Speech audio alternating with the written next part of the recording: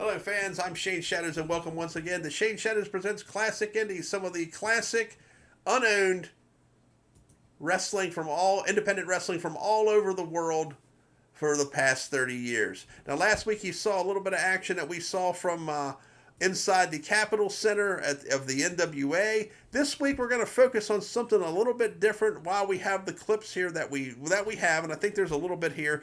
There was a independent promotion based out of Baltimore during the early 90s called the UIW. I think it was the Universal Independent Wrestling, and I believe it was operated in part by the late Axel Rotten and another fellow by the name of Phil Livelsberger, who was a independent star of some note under the name of the Bounty Hunter. Now, I believe those two guys were involved in the ownership, and some of the other, there may have been some others as well. We're going to go here now, and we're going to kick off some clips from the television show that they used to have on Channel 13 out of Baltimore that I would stay up until 1 in the morning on Sunday nights. So, in reality, it's Monday morning.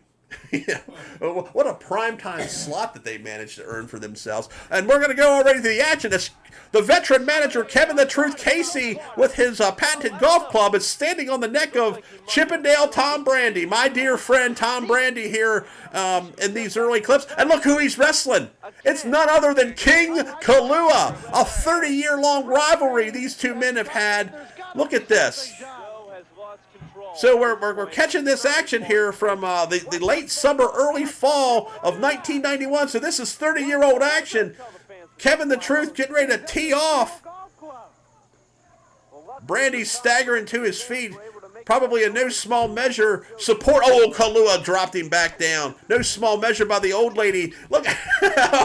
Whoops. Uh-oh. Uh-oh. It's got to be the tape. It was the tape. Uh-oh. Kalua moving faster than he ever has. Good to see you, King. Hope you're watching. You see Brandy there snap the neck. These two are duking it out. And I'll tell you what we'll do here. Here in a few minutes we can see this 30-year-old footage. And I think maybe we can jump. Can we jump from this onto YouTube? Are we able to go from this footage and add YouTube footage right into this episode? No, we wouldn't be able to do that. Okay, so next week around, we're going to show you some of the continuation of this legendary battle between these two stars that has dated 30 plus years. I don't know if they can hear it either. You can hear the tape. Yeah, you can, like, the tape just kind of got... Yeah.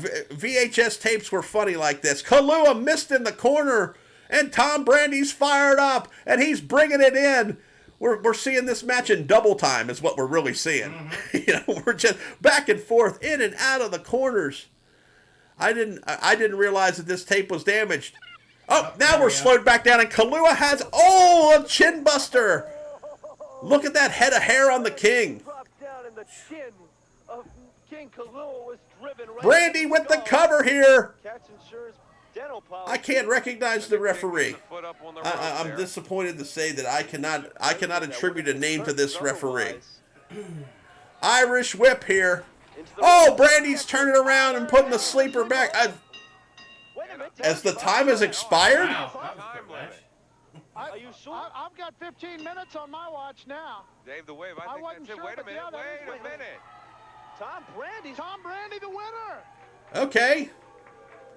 I don't know by what measure this... Ladies and gentlemen, according to the referee's decision, the winner of the match, Tom Chippendale. Referee's decision here. Oh, Kalua's going to get some revenge on this. Losing the match on a referee's decision.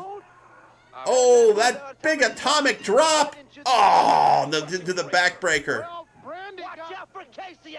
Oh, look at this. Insult to injury as Kevin Casey counts out Tom Brandy after the bell. Look at this, putting the old boot skis to him. This just doesn't seem necessary. No wonder these two have had such a long... Oh, the referee just got dumped. Oh, there's fines and suspensions coming down here for sure. Here from there it is, the UIW, the Universal Independent Wrestling logo. Romp and Roll 2, Sunday, August the 18th, the UIW live at the Steel Town Entertainment Complex. Returns to the Steel Town Entertainment Complex for Romp and Roll number 2. Be there for all the exciting action as you'll Max see Thrasher, the Bounty Hunter. Axel Rotten, Neil the Power My man. Superior, Dixie Devastation, the War Pig, the Golden Phoenix, the Surgeon, and many other stars of the UIW. The Surgeon. The Surgeon was, yeah. Steeltown Entertainment Kind of Complex, like 2401. King there. Sexy Steve Valentino on his way to the ring with the, oh! 2 pounds from London, England, Axel Rotten and Steve Valentino, accompanied by Kevin the Truth here. Looks like tag team action. I didn't know he was from England. Well, he was until he wasn't. And that's an old wrestling thing. Like he used to be from here, or used to be somebody's brother. weighing 237 pounds, Killer Hit, Kirk Dredd, and his partner from Electric City, Utah, weighing 247 pounds, the Wild Thing, AJ Burris. See, and all these guys were doing like these local events and like the independent events and stuff, like in Martinsburg and towns like that back then, and I was going to see them. There was also another group out of Baltimore who tried to do TV for a while, like Atlantic States Wrestling Association or something like that. They had like a whole tournament one night in Martinsburg at the Armory, which obviously was a big wrestling building in this area for a while. No. Brian Hardy probably wasn't even born yet. So we got Steve Valentino and Axel Rotten against the Wild Thing, AJ Fritzoid. And is it Killer Hit Kirk Dredd? Well, sometimes you have Boom! Big clothesline from Fritzoid. Very Tone Loc type of look here on Fritzoid. Gut wrencher. Oh, face first down. Steve Valentino was a pretty decent little talent, I thought. Sexy Steve getting taught. Oh, Killer Hit with a jab. Drops him. A punch to the face from Killer Hit Kirk Dredd. Oh, big swing kick as Fritzoid's bringing it. A la Iceman King Parsons this week here on the UIW. Killer Hit Kirk Dredd on the apron here. We'll get to see him in action momentarily. Kind of resembled Anthony, Jesus, why can't I think of his name? The Red Hot Chili Peppers. Coming off the top, look at this. Valentino, long way down. Big belly to belly off the top by AJ Fritzoid. Fritzoid bringing it here this week. And here comes Killer Hit. Fight like a brave. Got the surfer shorts on. He did have wrestling boots. Notice everyone's got wrestling boots. Backbreaker. By the time he spent money on the boots, left over tights. Yeah. The ring announcer frequently did announcing early on for Dick Kirchhoff as well. A big bulldog. Killer Hit. They're really taking the measure here of Valentino in the early going, while Rotten and Kevin the Truth watch on. Once again, UIW, one of the independent upstarts in the burgeoning wrestling market in the Baltimore area. Baltimore's always produced a lot of wrestling and a lot of good wrestling and a lot of sometimes bad wrestling. Look out. Oh, Killer Hit. Oh, ouch. Landed right on Valentino's feet and heels. Sexy Steve Valentino. And this is right before I got into wrestling. Oh, nice snap suplex by Valentino. Oh, now Axel Rotten wants in. They tagged him. Now he's putting the boots down. Give me the boot. Okay, now I'll come in. Now I'll come in. Axel Rotten, a tremendous talent and a sad case and study about what sometimes can happen, you know, when people are not equipped to handle the lifestyle or the fame or the semi-fame that they attained. Axel Rotten, far too young, died far too young. Pretty much everybody who's watching this, much of our audience base here are guys who have participated in wrestling in this area over the last 30 years and probably knows the story of Rotten. But a big chop here by Axel. Cover. Referee at position 1, 2, 1 and a half. Out again. I think it's how much a rite of passage for this area. Pretty much. Yeah. Yeah. Oh, and now tag to Fritzoid there.